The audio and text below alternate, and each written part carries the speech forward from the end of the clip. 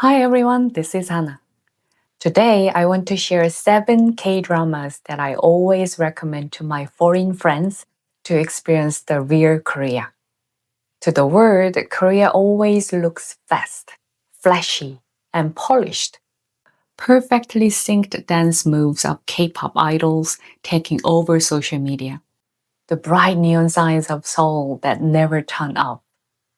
The sleek and glamorous lifestyle filling the screen. And the intense, spectacular death game dramas dominating Netflix global rankings.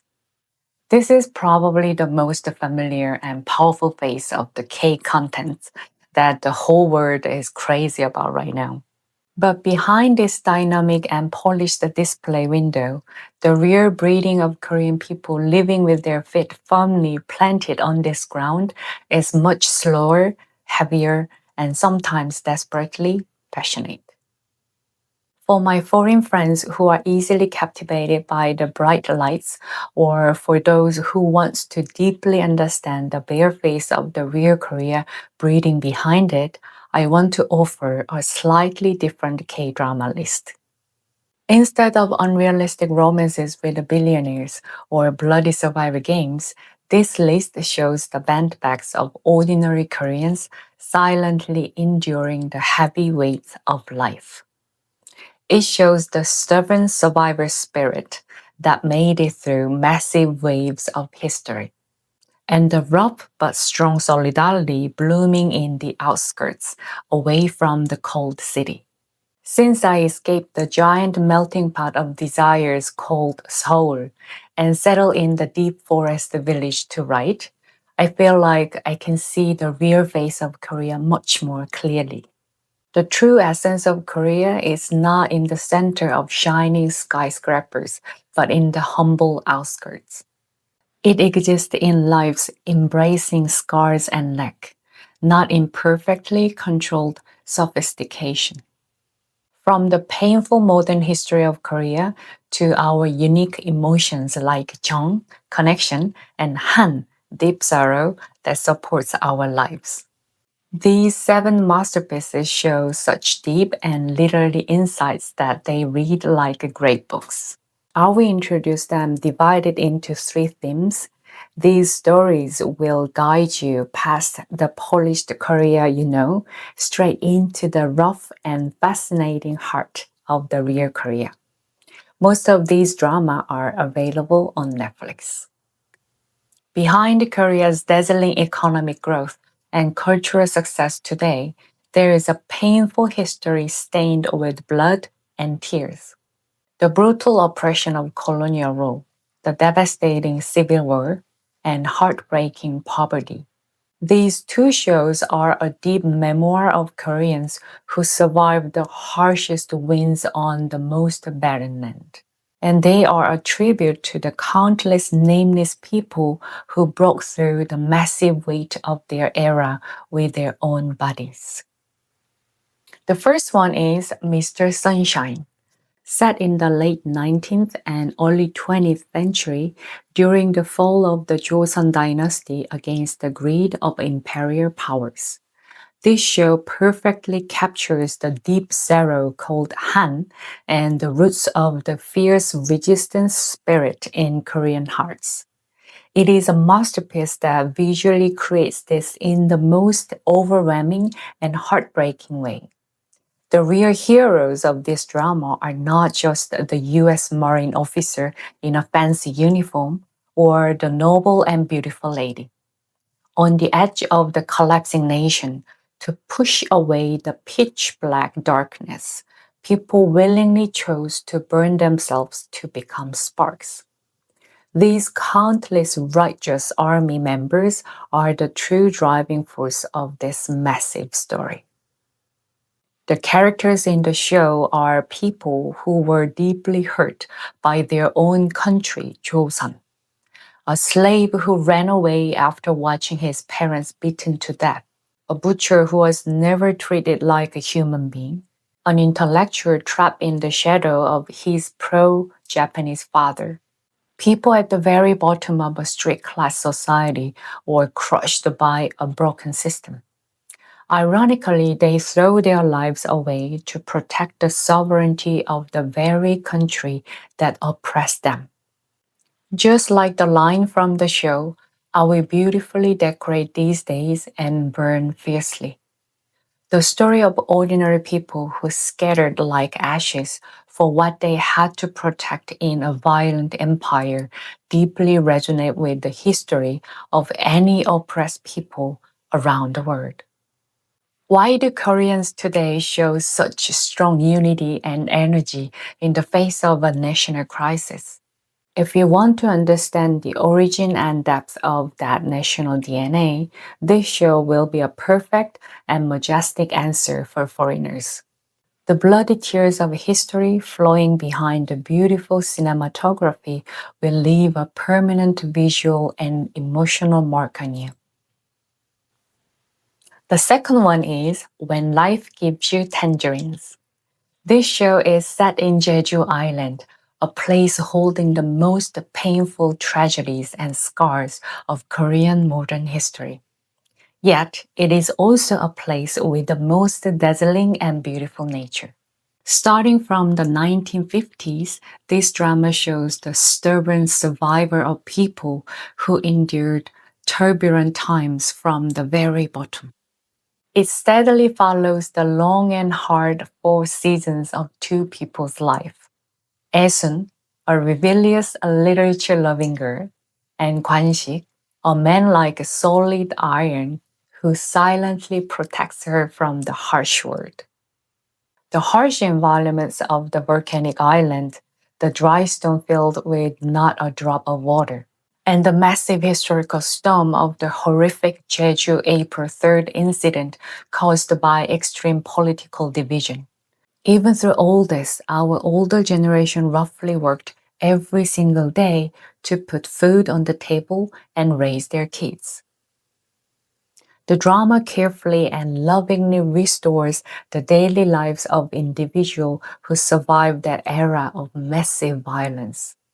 The Korean title 폭삭 속았수다 is a warm Jeju dialect meaning you have worked so hard.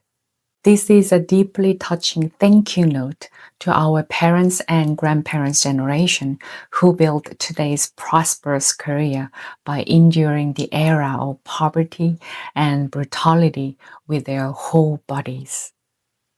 It shows the isolated island perfectly with Jeju's unique dialect and local culture in the most original way.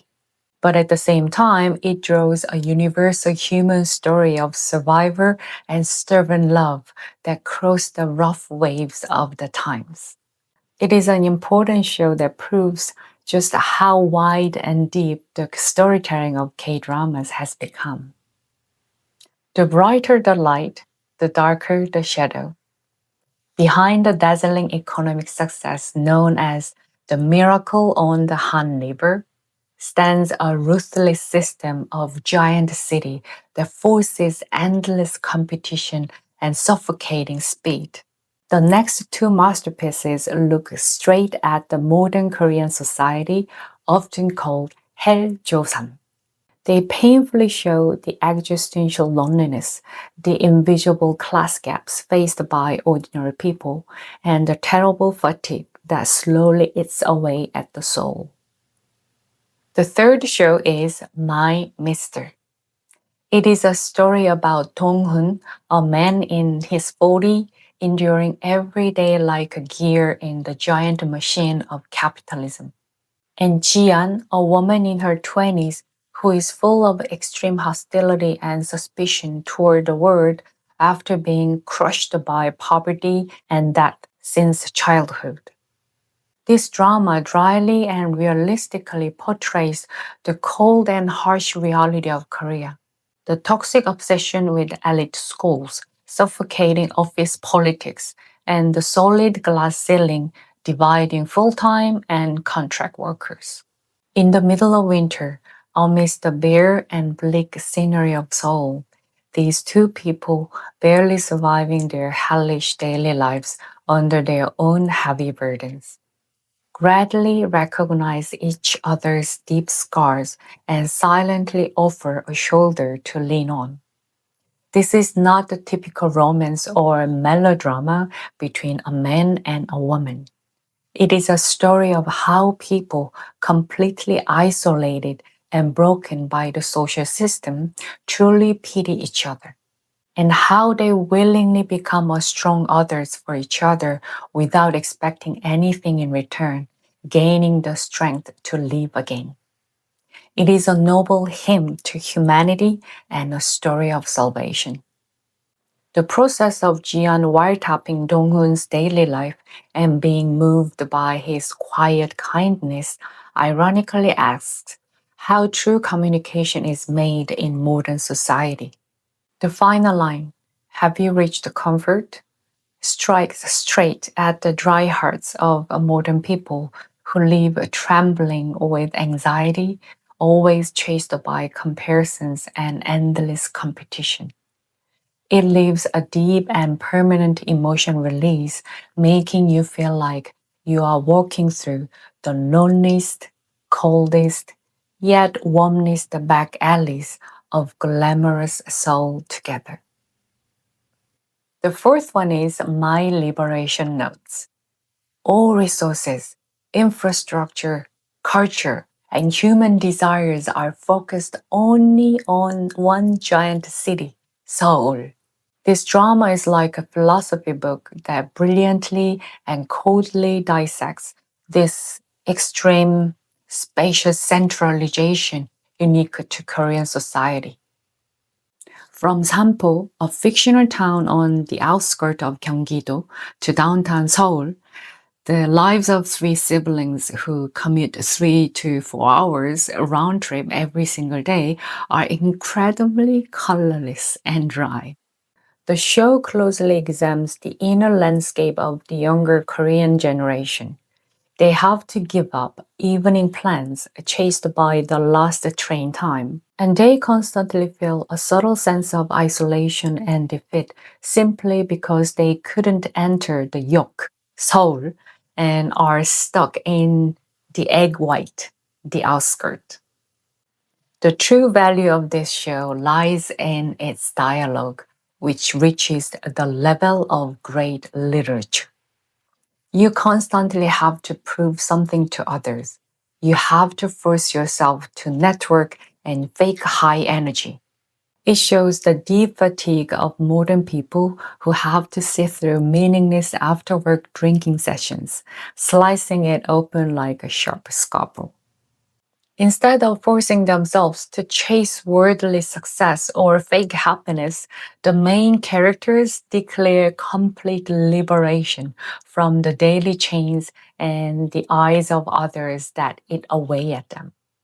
Instead of the common phrase, "I love you," they introduce a radical line, "Worship me." They calmly prove how giving someone unconditional support and backing can actually save yourself. It is a show that offers cool and intellectual comfort to everyone who is silently wearing down in a toxic social system that forces achievement and progress.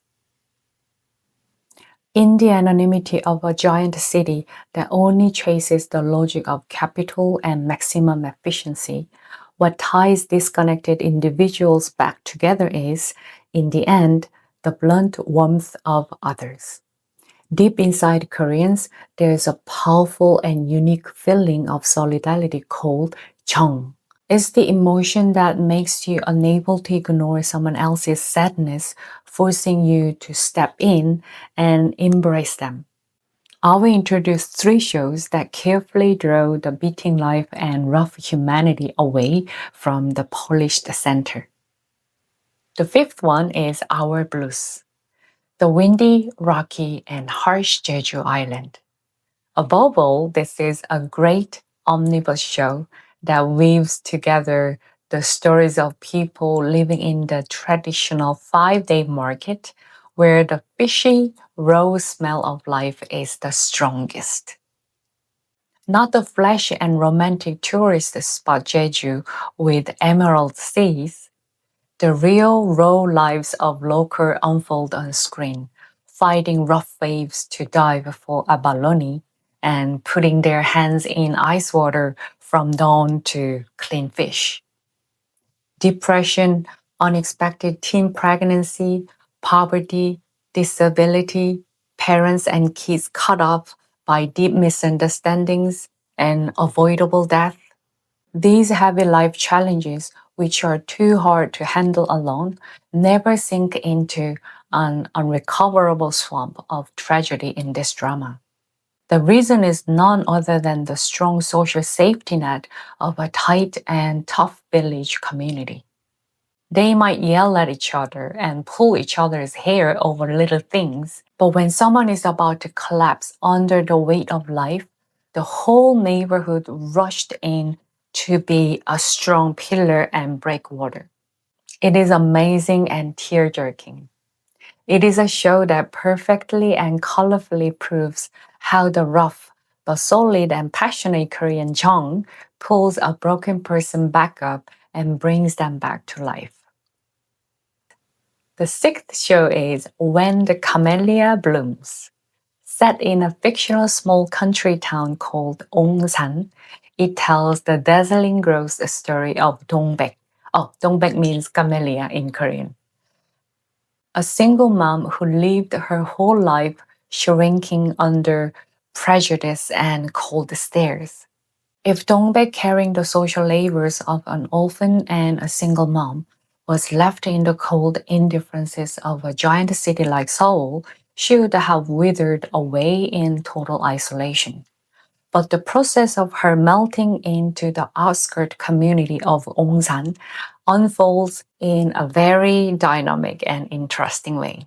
The simple country cop Yong-sik, who only knows how to go straight forward, giving her pure, unconditional love and support.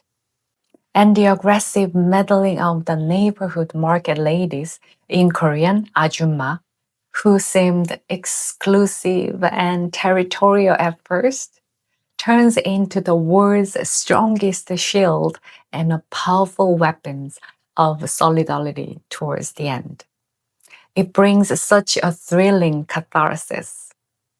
The thrill element of a serial killer ramps up the tension, but in the end, what drives away the darkness is the love and solidarity of ordinary people. This show is an excellent sociological observation that reminds us the rough but sweet and brave neighbors we lost in a harsh, atomized capitalist society. The drama's main slogan, "Can a person become a miracle to another person?" is tearfully proven through the simple yet fierce everyday miracles made by imperfect, ordinary people coming together. Lastly, let me introduce Dear My Friends. In an era where all social focus and media spotlights are only on youth, this show pulls people in their 70s and 80s walking through the twilight of their lives right into the center of the story. To the fast and young generation, they are easily dismissed as stubborn boomers you can't talk to or helpless old people to pity.